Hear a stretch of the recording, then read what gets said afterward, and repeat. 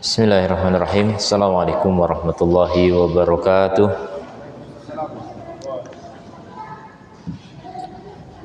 Alhamdulillah. Nahmaduhu subhanahu wa nasta'inuhu wa nastaghfiruh wa natubu ilaih. Wa na'udzu billahi min syururi anfusina wa sayyiati a'malina. May yahdihillahu fahuwal muhtad wa may yudlil falan tajida lahu waliyan mursyida. Asyhadu an la ilaha illallah wahdahu la syarikalah wa asyhadu anna Muhammadan abduhu wa rasuluh sallallahu alaihi wa ala alihi wa ashabihi wa sallama tasliman katsira. Amma ba'd. Ayyuhal muslimun wal muslimat rahimani Allah wa iyyakum. Kita bersyukur pada Allah Subhanahu wa taala, malam ini kembali Allah memberikan taufik kepada kita untuk membaca Syarah Asma'illahil Husna fi Daw'il Kitab wa Sunnah karya Syekh Sa'id bin Ali bin Wahab Al-Qahtani rahimahullahu taala.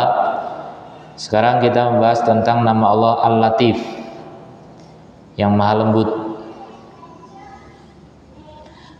Allah taala berfirman, qala mu'allif rahimahullah, qala Allah taala, Allahu latifum bi'ibadihi. Allah itu lembut terhadap hambanya. Yarzuqu may yasha. Allah memberi rezeki kepada siapa yang Allah kehendaki. Wa huwal qawiyyul aziz, dan dia maha kuat, maha perkasa. Kemudian Allah berfirman, la tudrikuhul absaru. Allah tidak diliputi oleh pandangan-pandangan. Wa huwa yudrikul absar, dan Allah meliputi pandangan-pandangan. Wa huwal latiful khabir, dan dia maha lembut, maha mengetahui yang lembut. Al-Latif min asma'illahi al-husna. Jadi Al-Latif adalah diantara nama-nama Allah yang husna, yang indah, terindah. Wa huwa alladhi yaltafu bi'abdihi. Dialah yang bersikap lembut terhadap hambanya. Fi umurihi ad-dakhiliyah al-muta'alliqah binafsihi. Dalam perkara-perkara dalam, dakhiliyah, perkara-perkara yang di dalam, yaitu maksudnya yang berkaitan dengan jiwanya. Wa yaltafu bi'abdihi fil umuril kharijiyah. Kemudian juga Allah lembut terhadap hamba-hambanya dalam perkara-perkara yang di luar dari hamba itu. Fa yasukuhu wa yasuku ilaihi. Allah mendatangkan dan mendatangkan kepadanya, Allah mendatangkannya dan mendatangkan kepadanya ma bihi salahuhu, apa yang dengannya hamba itu mendapatkan maslahat, menjadi soleh. Soleh itu ya menjadi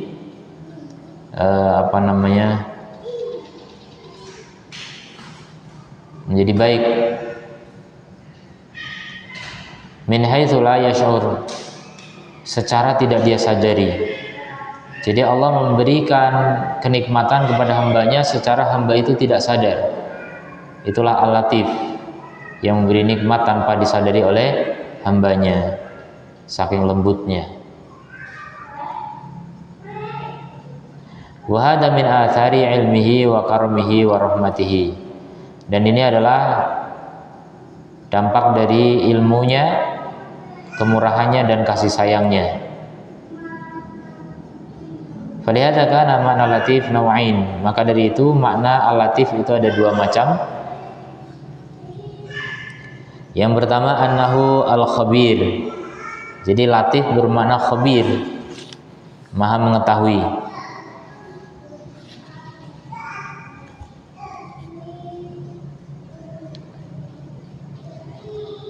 Maha mengetahui perkara yang rumit, yang detail, yang kecil, lembut.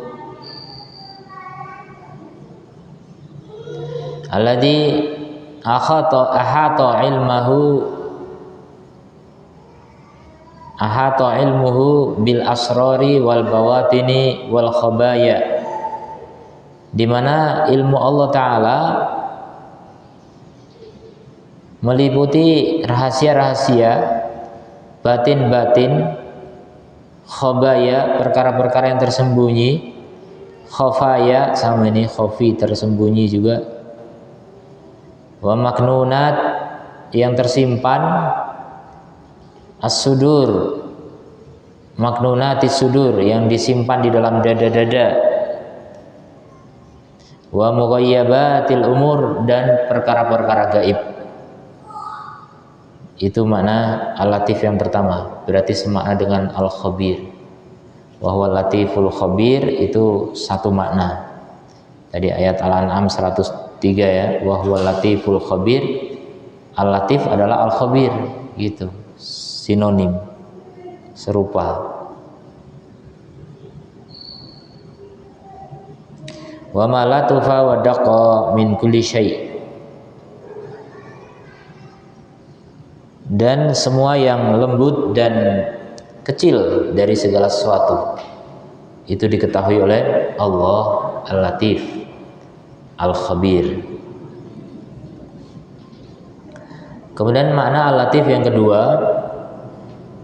ana utsani lutfuhu bi 'abdihi, yaitu kelembutan Allah terhadap hambanya. Kelembutan Allah terhadap hambanya. Wa waliyihi, dan walinya. Wali berarti hamba khusus yang Allah cintai. Alladzi yuridu an yutimma alaihi ihsanahu,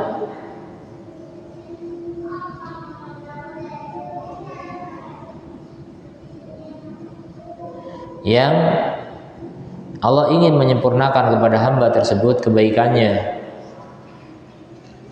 Wa yashmaluhu bi karomihi, dan mencakupnya dengan kemurahannya. Wa yuraqqihi ilal manazilil aliyah, kemudian mengangkat hamba tersebut kepada tingkatan-tingkatan yang tinggi. Fa yuyassiruhu lil yusra, maka Allah memberikan kemudahan kepada hambanya dengan al-yusra, kemudahan.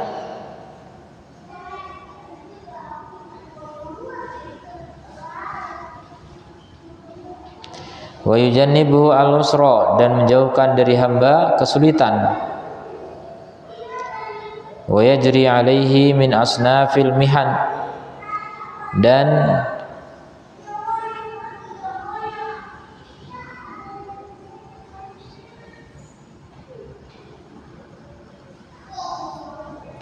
wa yajri alaihi min asnafil mihan, dan Allah memperjalankan atas hamba dari berbagai macam ujian.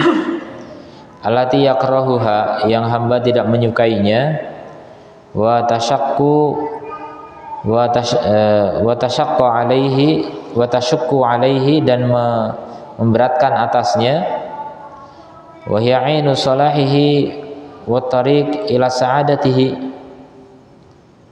padahal dia adalah kebaikan semata baginya,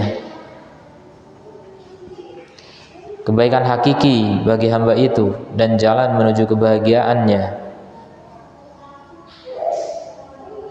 Jadi Allah memberikan ujian-ujian, balak bahkan ya, mihan. Itu pasti hamba tuh nggak suka dengan yang namanya balak, bencana, musibah. Padahal disitulah letak kebaikan bagi hamba itu, dan juga jalan menuju kebahagiaannya. Tidak sedikit orang yang masuk surga gara-gara musibah, dan banyak sekali orang masuk neraka gara-gara apa? Bergelimang dengan dunia.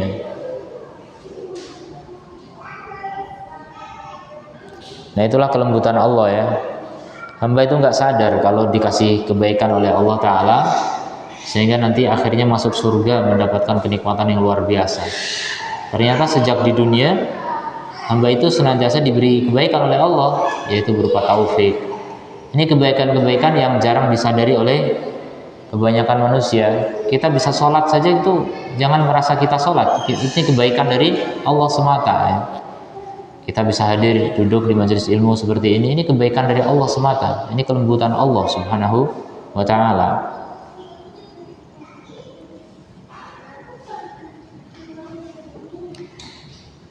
Kama imtahana al-anbiya, sebagaimana Allah menguji para nabi. Bahkan Nabi pernah mengatakan sallallahu alaihi wasallam, asyadun nasi bala'an al-anbiya. Manusia yang paling berat balanya adalah para nabi. Jadi justru orang yang paling Allah cintai paling berat ujiannya di dunia. Makanya kalau Anda ingin menjadi hamba yang paling Allah cintai, jadilah hamba yang paling berat ujiannya. Tapi ujian tuh nggak bisa dipesan juga ya. Nggak boleh kita minta balak, nggak boleh. Kita harusnya minta afiat, keselamatan, kesejahteraan. Cuma itulah anugerah Allah. Makanya ya kita hanya bisa iri, seneng ya orang itu dapat musibah gitu. Ya, kita nggak bisa minta musibah, nggak boleh. Tapi setidaknya itulah kelembutan Allah yang jarang disadari oleh manusia. Rata-rata manusia menganggap nikmat Allah itu ya kalau orang itu dikasih duit, dikasih kesehatan, dikasih pangkat jabatan, dikasih kedudukan, dikasih popularitas, dikasih ketampanan, dikasih kecantikan, dikasih anak yang lucu-lucu, dikasih pokoknya yang zahir itu nikmat, itulah yang dianggap sebagai nikmat Allah. Padahal sejatinya belum tentu. Sejatinya nikmat Allah adalah ketika hamba diberi keimanan, diberi taufik. Nah ini rata-rata lembut, ini nggak kelihatan. Nikmat-nikmat seperti ini nggak kelihatan dan kita nggak nyadari kalau itu nikmat Allah gitu. Kita datang ke sini ini nggak sadar kalau kita didatangkan oleh Allah Subhanahu wa Ta'ala. Kita malam-malam dibangunkan oleh Allah, bisa sholat malam misalnya, atau subuh kok bisa bangun gitu. Ada yang bangunin, mungkin ada sebab. Itu kelembutan dari Allah Ta'ala yang membuat kita terbangun. Termasuk kita lupa gitu dengan sesuatu atau ingat dengan sesuatu, itu semuanya kelembutan Allah Ta'ala. Kita berusaha, saya harusnya ingat nih, tapi nggak ingat, dibikin lupa oleh Allah. Maka gara-gara lupa mungkin terkena musibah apa gitu. Gara-gara lupa nginget tanggal ini tiket pesawat, ketinggalan pesawat misalnya, musibah. Itu kelembutan Allah Subhanahu wa Ta'ala. Mungkin Allah ingin menyelamatkan kita dari segi apa? Dari segi agama. Bisa jadi. Dan kita nggak sadar itu. Yang ada kalau ketinggalan pesawat ya marah-marah gitu. Marah sama pesawat nggak bisa, marah sama istri akhirnya ya. Masya Allah. Itulah manusia ya, tidak menyadari kelembutan Allah. Allah itu lembut sekali mengatur kita gitu. Lembut artinya nggak kelihatan, memang nggak disadari oleh kebanyakan manusia. Kebaikan-kebaikan Allah itu besar. Makanya kita harus berpikir ya, di dalam musibah itu ada kebaikan Allah. Di dalam musibah itu ada kebaikan Allah. Dan sebaliknya di dalam nikmat itu ada bencana. Di dalam nikmat itu ada petaka.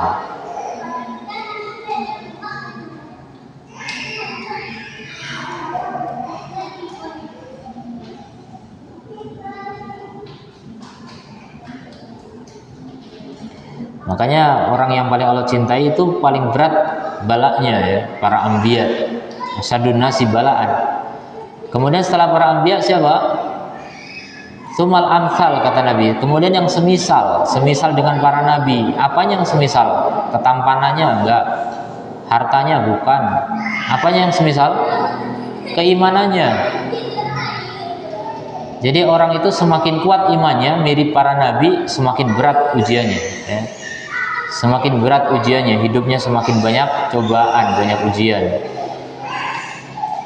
Masya Allah, di belakang ramai sekali ya.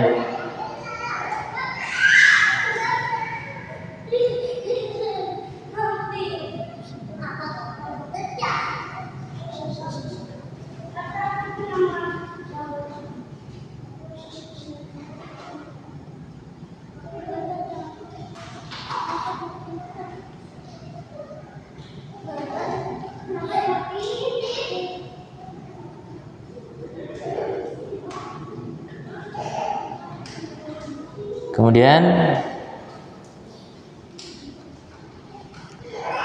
kamamtahan al-anbiya bi ada kaumihim, seperti Allah menguji para nabi dengan apa? Gangguan dari kaumnya. Coba, nabi menginginkan apa untuk kaumnya? Menginginkan hidayah. menginginkan agar kaumnya masuk surga. Tapi apa yang diterima? Mestinya ya kalau pakai nalar, pakai logika gitu, orang ngajak orang kepada surga atau itu kan memberikan kebaikan gitu, tentu saja balasannya apa? Kebaikan mestinya. Harusnya para nabi itu dikasih hadiah, kamu udah memberi kami petunjuk kepada agama Allah, sekarang kami mau kasihkan ini gunung emas buat kamu, gitu harusnya gitu. Harusnya. Tapi enggak. Justru kaumnya apa? Mempersembahkan untuk para nabi itu gangguan, bala, bencana, musibah. Ada nabi yang dibunuh dan disiksa pembunuhannya itu. Ya, naudzubillah min dzalik. Begitulah manusia.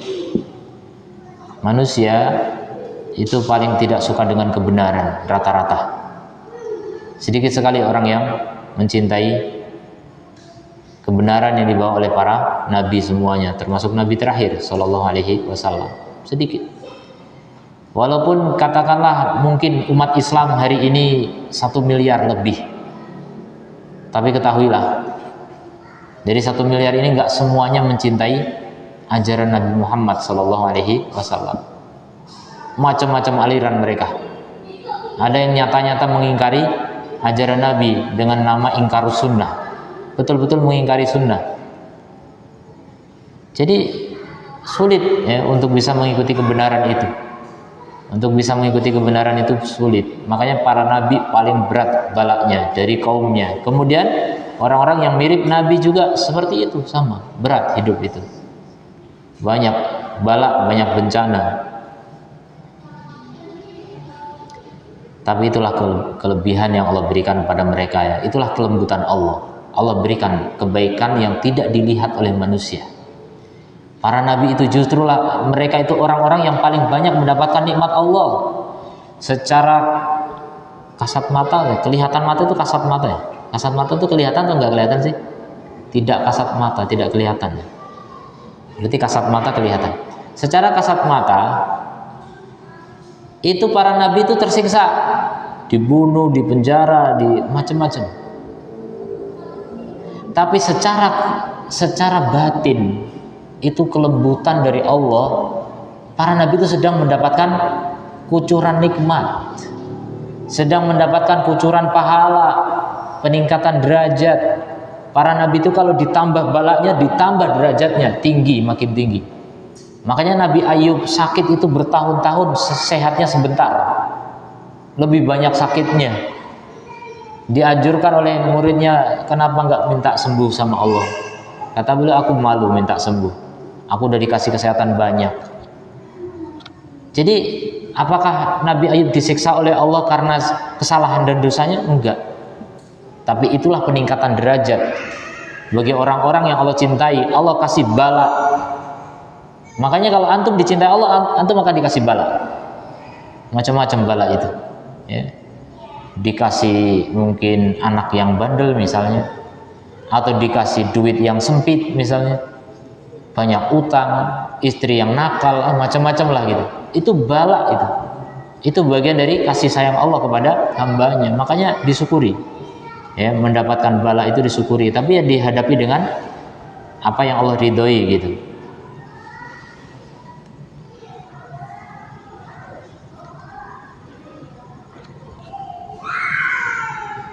Makanya kalau dipikir kadang-kadang orang mikir apa ya,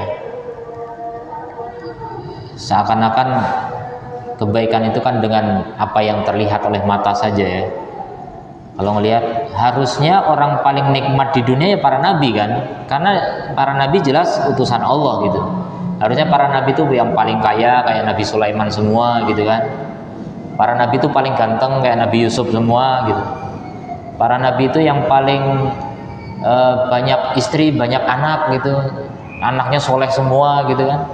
Coba anaknya Nabi Nuh kafir, istrinya Nabi Nuh kafirah. Coba, padahal itu orang-orang terbaik gitu, orang terbaik di masanya. Kenapa kok hidupnya begitu? Ya karena dunia ini bukan tempat untuk bersenang-senang gitu. Nikmat dunia itu bukan seperti itu. Nikmat dunia itu berupa pahala. berupa kucuran peningkatan derajat karena turunnya bala. Itulah yang dialami oleh orang-orang yang mendapatkan kelembutan dari Allah Subhanahu wa taala. Inilah makna dari Al-Latif. Jadi kita kalau paham nama Allah Al-Latif, kita itu nggak gampang silo dengan gemerlapnya dunia yang ada pada orang-orang kafir atau orang-orang fasik. Kita tahu kelembutan Allah itu bukan di situ gitu. Itu dohir. Lembut itu batin, perkara batin yang nggak disadari oleh kebanyakan manusia. Jadi indah sekali orang kalau bermuamalah dengan Allah Subhanahu wa ta'ala.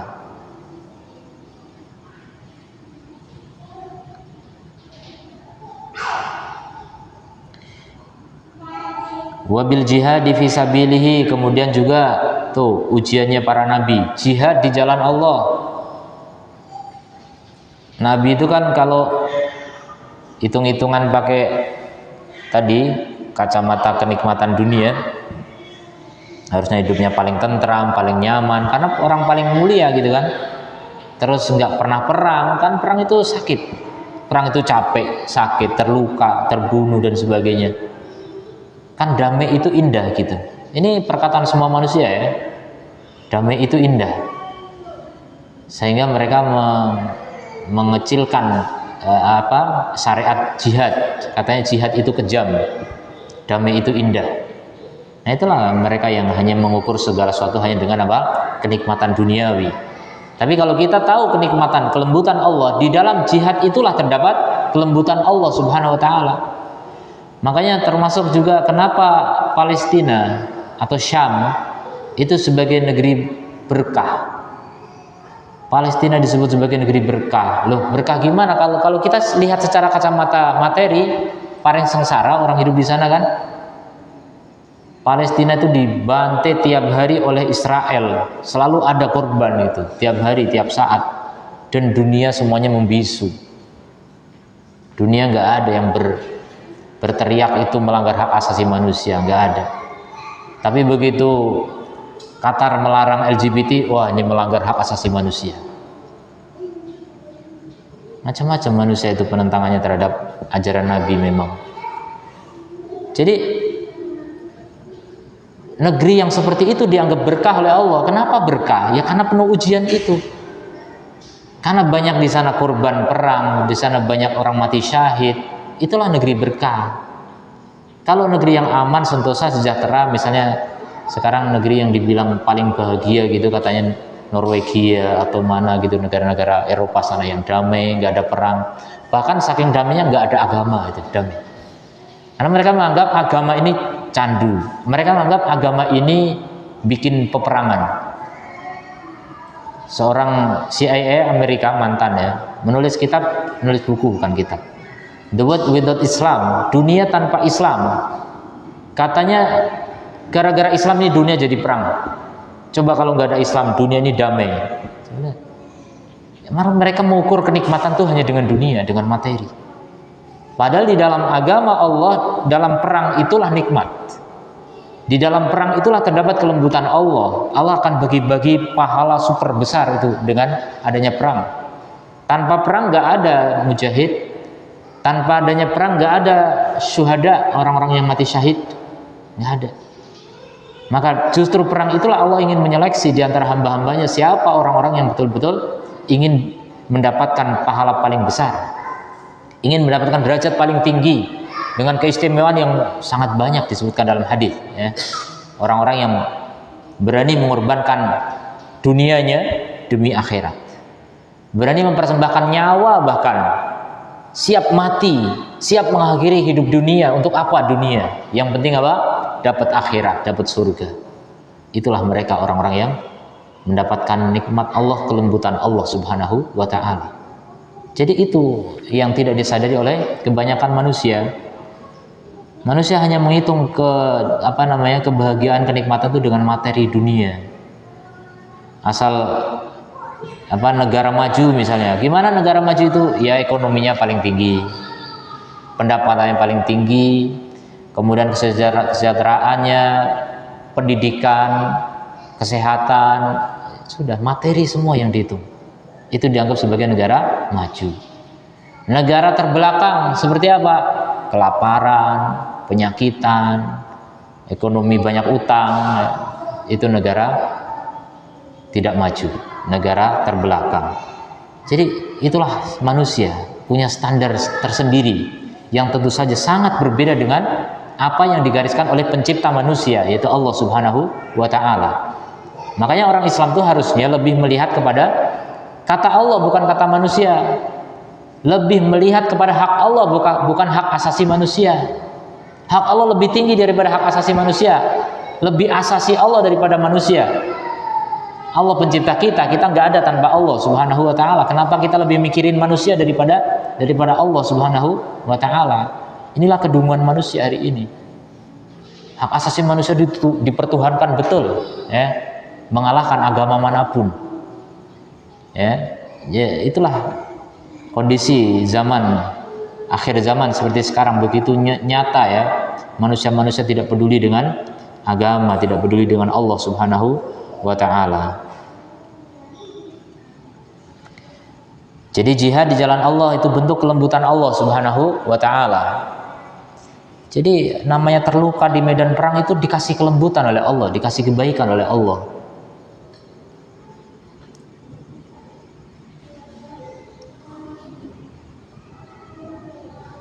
Wa kama dzakarallahu an Yusuf, sebagaimana Allah sebutkan tentang Nabi Yusuf alaihissalam, wa kaifa taraqqat bihi al-ahwal, bagaimana meningkat pada beliau keadaan-keadaan allati hasalalahu fi akibatiha, yang dia dapatkan di akibatnya, di akhirnya, husnul uqbah, dengan akibat yang terbaik.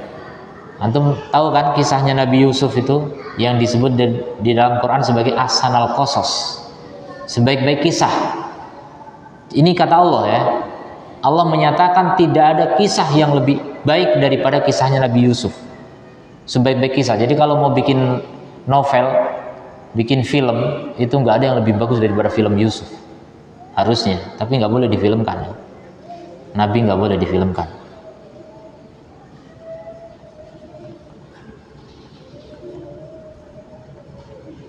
Jadi Nabi Yusuf mengalami tahapan-tahapan, keadaan-keadaan, perubahan-perubahan, semuanya kesulitan. Tapi pada akhirnya gimana?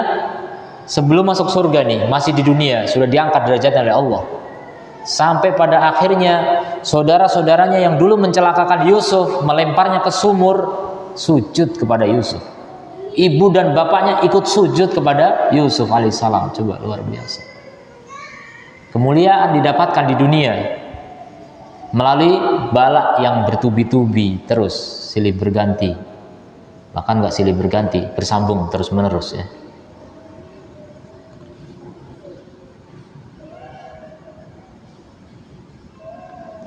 Wa kaifa taraqqat bihil ahwal fid dunya wal akhirah, di dunia dan di akhirat ya. Di akhirat kita belum tahu ya, nanti di akhirat tuh pasti para anbiya adalah orang-orang yang paling mulia. Para anbiya akan menjadi pemimpin bagi kaumnya. Para anbiya akan membawa kaumnya masing-masing menuju ke surga. Bahkan di telaga, mereka para nabi punya telaga masing-masing, akan dikunjungi oleh kaumnya. Dan telaga paling besar adalah telaga Nabi Muhammad SAW. Sampai pada akhirnya mereka dibawa ke surga oleh para nabi masing-masing. Coba, pemimpin terbaik itu, pemimpin bagi orang-orang yang bertakwa, itulah para nabi. Kemudian para ulama, warasatul anbiya, ya, pewaris para nabi.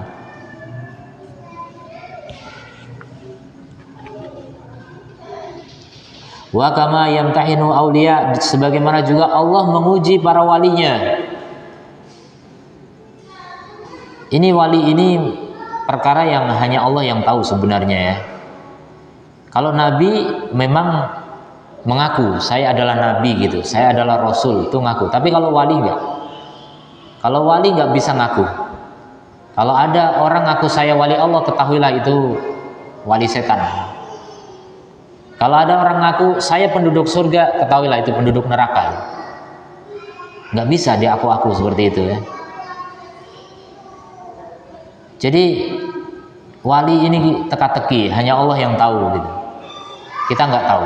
Tapi secara dohir, wali Allah itu adalah orang yang paling istiqomah meniti sunnah. Itulah wali Allah.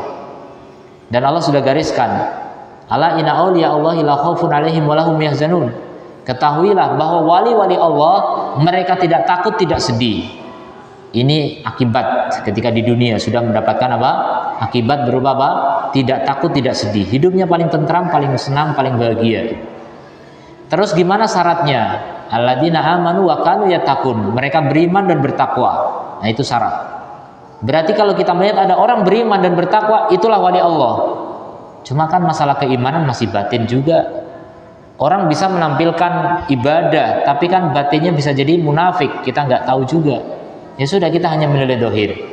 Kalau kita melihat secara dohir, ada orang yang ilmunya luar biasa, amalnya luar biasa, ini kemungkinan mudah-mudahan wali Allah. Tapi kita nggak bisa pastikan ya, tetap nggak bisa memastikan 100% gitu, nggak bisa. Kita hanya perkiraan 90% gitulah. 90% ini kayaknya wali Allah. Maka kita akan lihat, wali Allah adalah orang yang paling banyak ujiannya. Banyak ujian ya, berat hidupnya. Ya diantaranya tadi jihad bersama para nabi, jihad melanjutkan jihadnya para nabi, bukan hidup yang ringan.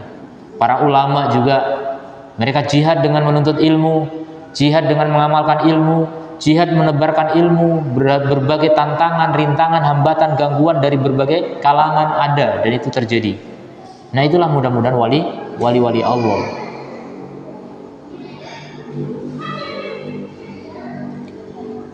Bima yakrahuna liyuni lahum ma yuhibbun. Jadi mereka diuji oleh Allah dengan perkara-perkara yang mereka tidak sukai. Artinya bencana nggak ada orang suka ya. Untuk apa? Untuk Allah menganugerahkan kepada mereka apa yang mereka sukai di dunia maupun di akhirat. Nah, itu kelembutan Allah Subhanahu wa ta'ala. Jadi kelembutan Allah itu apa sih? Kelembutan Allah itu adalah kebaikan yang tidak disadari. Kebaikan Allah yang tidak disadari. Berupa apa? Biasanya berupa musibah.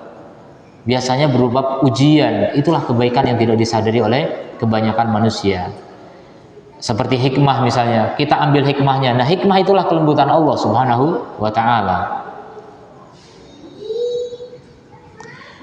Fakam lillahi min lutfin. Betapa banyak Allah memiliki kelembutan, wa karomin, kemurahan. La tudrikuhul afham, yang tidak dijangkau oleh pemahaman. Akal manusia nggak memahami gitu. Wala tatasawwaruhul auham, dan bahkan tidak tergambar oleh prasangka-prasangka, waham. Wa kamistashrafa al-abdu ala matlubin min matalibid dunya. Betapa banyak hamba menginginkan terhadap apa yang dicita-citakan dari keinginan-keinginan dunia, min wilayatin berupa kekuasaan, auriyasatin kepemimpinan, au sababin min asbabil mahbuba, atau sebab-sebab apapun yang mengantarkan kepada apa yang dicintai berupa harta dan sebagainya. Fayasrifuhullahu anha, tapi kemudian Allah simpangkan darinya, Allah halangi, Allah tidak berikan apa yang dicintai oleh hamba itu. Wa yasrifuha anhu, Allah palingkan berbagai keinginannya itu dari hamba itu. Jadi antara hamba dan cita-citanya dihalangi oleh Allah Ta'ala.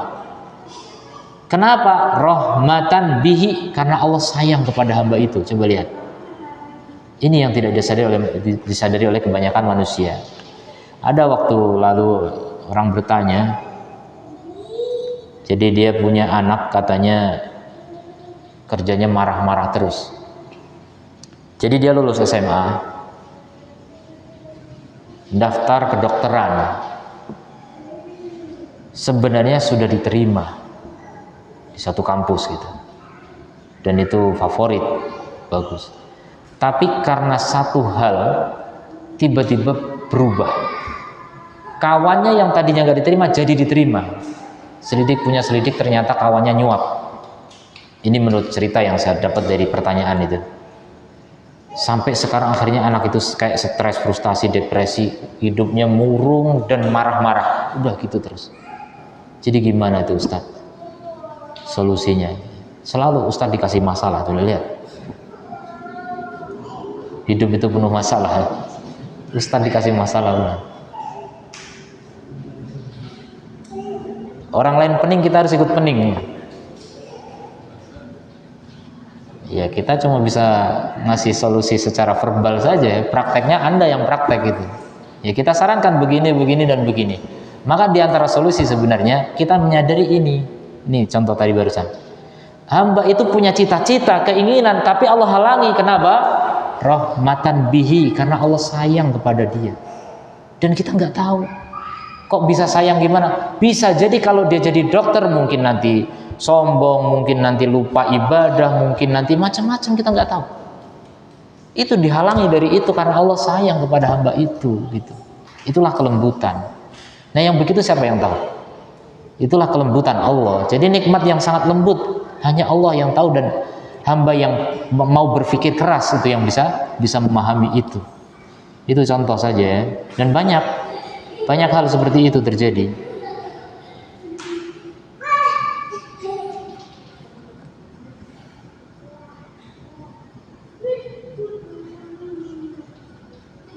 Jadi rahmatan bihi, karena Allah sayang kepadanya, makanya dihalangi dari cita-citanya. Padahal menurut orang itu bagus gitu kan. Makanya Allah bilang dalam Quran, asa an tuhibbu syai'an wa huwa syarrul lakum. Atau gimana dulu? Asa an takrahu syai'an wa huwa khairul lakum. Bisa jadi kamu membenci sesuatu padahal itu bagus bagi kalian. Wa asa an tuhibbu syai'an wa huwa syarrul lakum. Dan bisa jadi kalau kamu mencintai sesuatu padahal itu buruk bagi kalian. Wallahu ya'lamu wa antum la ta'lamun. Allah Maha tahu, kalian nggak tahu. Nah, kita kalau nyadari Allah Maha lembut, kita tidak akan kecewa dengan itu. Kita punya cita-cita kok terhalang, alhamdulillah. Alhamdulillah saya nggak jadi dokter. Ya, ternyata jadi ustadz kan gitu. Alhamdulillah.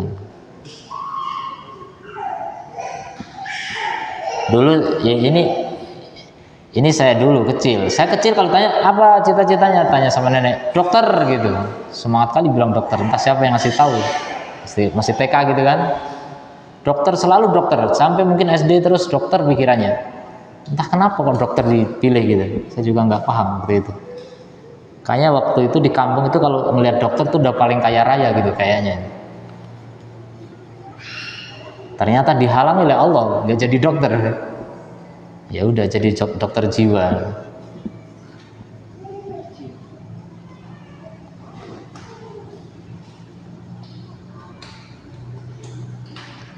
Jadi kasih sayang Allah kita itu nggak sadar ya, makanya disyukuri, setiap kejadian itu disyukuri karena Allah itu sangat lembut dalam memberikan kebaikan-kebaikan. Saking lembutnya tidak dipahami oleh kebanyakan manusia, kecuali yang mau berpikir keras ya, pikir keras, cari hikmah. Nah, kelembutan Allah itu hikmah itu. Ada hikmah di balik setiap musibah.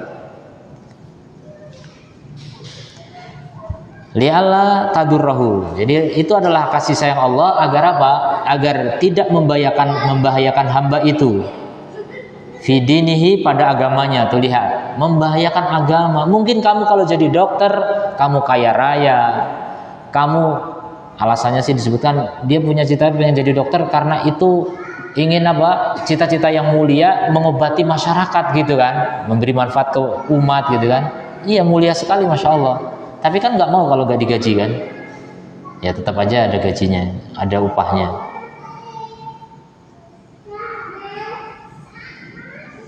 Tapi ternyata tidak selamanya apa yang kita anggap terbaik itu baik menurut Allah Subhanahu wa ta'ala.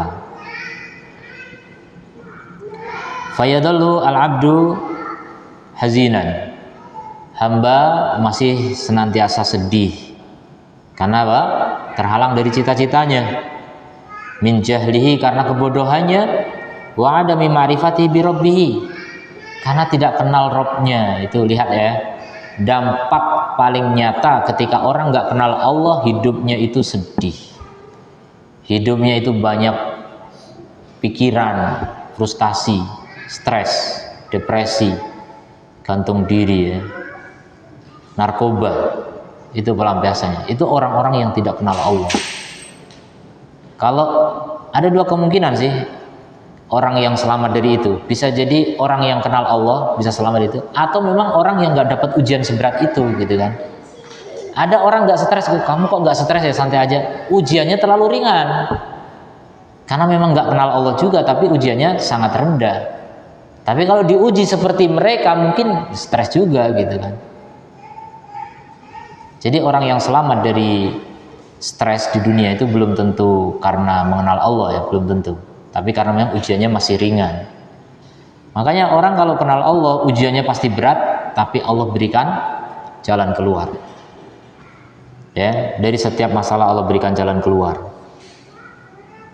Man yattaqillaha yaj'al lahu makhraja. Jadi siapa bertakwa kepada Allah, Allah akan berikan baginya jalan keluar. Karena hidup itu nggak ada sepi dari masalah. Makin banyak kedekatan hamba dengan Allah, makin banyak masalahnya. Ya, masalah orang pun ikut dipikirkan itu. Karena apa? Jadi ustadz. Kemudian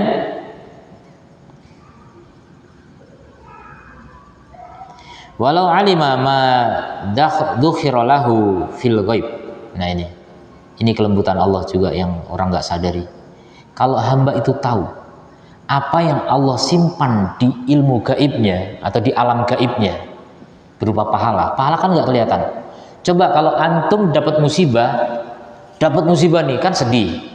Tapi di sampingnya langsung ada gambar, ini loh pahalanya gitu. Sedih itu nggak hilang.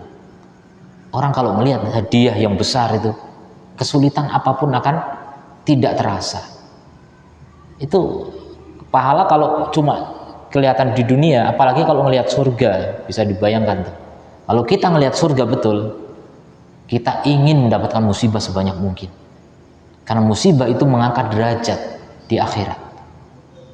Tapi karena kita nggak ngelihat pahala, jadi kita sering ragu dengan musibah yang Allah berikan ya. Dikiranya musibah itu tanda Allah tidak suka kepada kita. Ini salah. Wa urida islahihi, dan keinginan untuk diperbaiki fihi,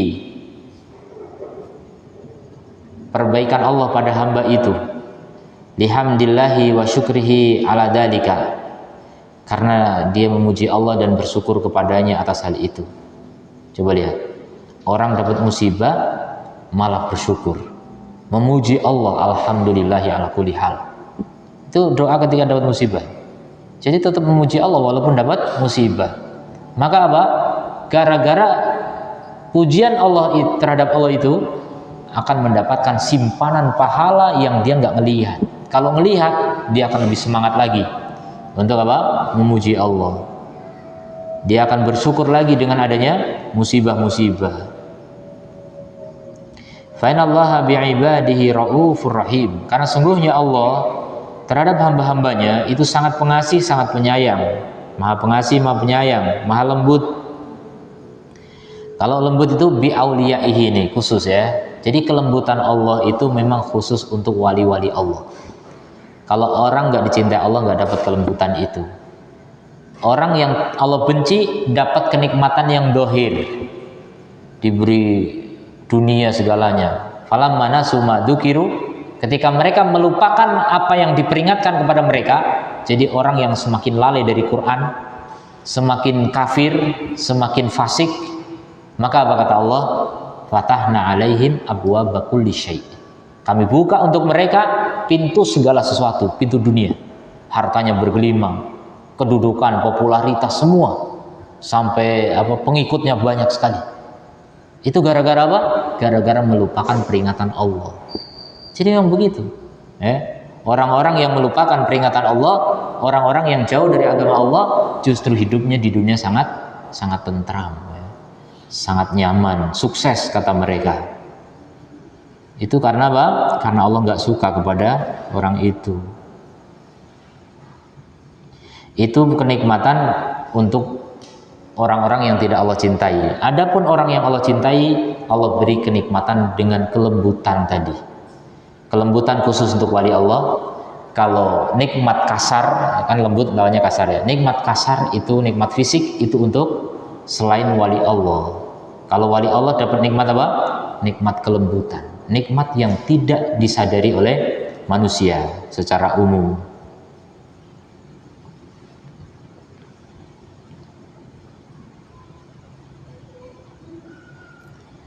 Wa fi du'ail ma'thur, di dalam doa yang diriwayatkan,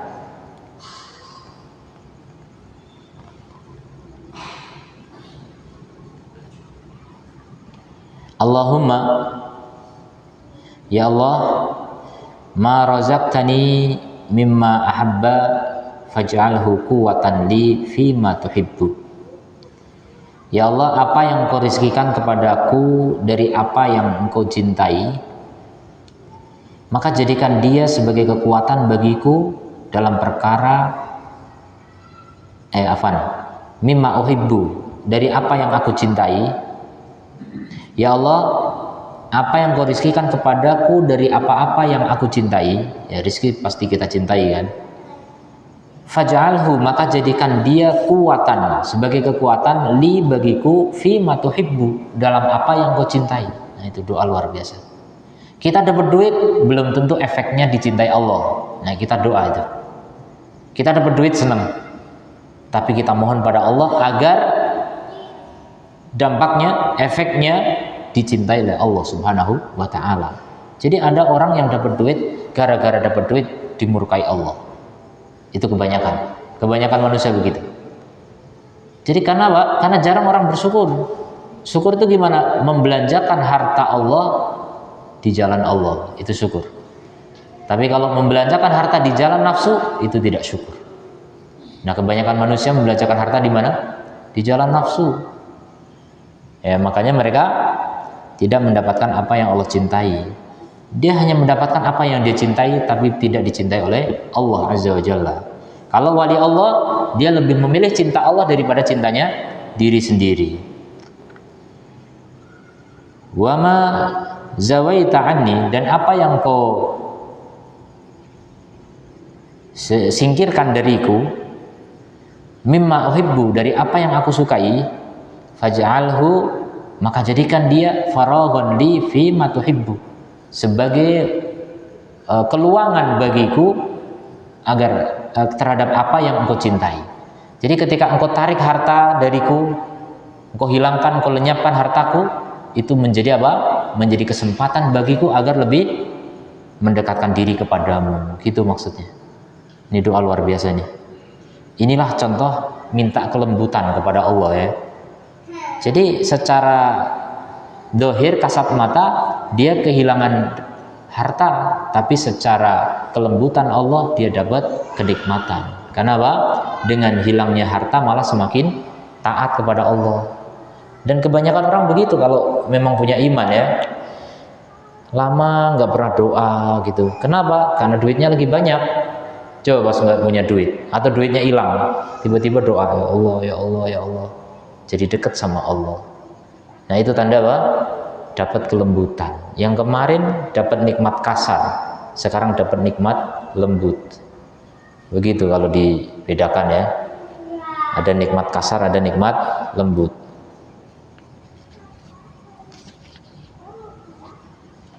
Sampai di sini mungkin ada pertanyaan.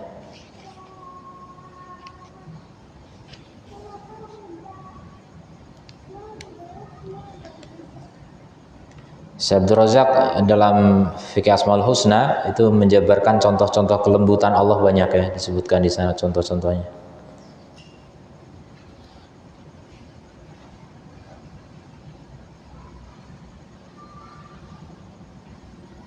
Ya intinya dari contoh-contoh yang sebanyak apapun ya, kalau contoh jelas banyak sekali, tapi intinya kelembutan Allah itu adalah nikmat yang bersifat ukhrawi, nikmat yang bersifat batin, nikmat yang bersifat ruh, agama, rohani.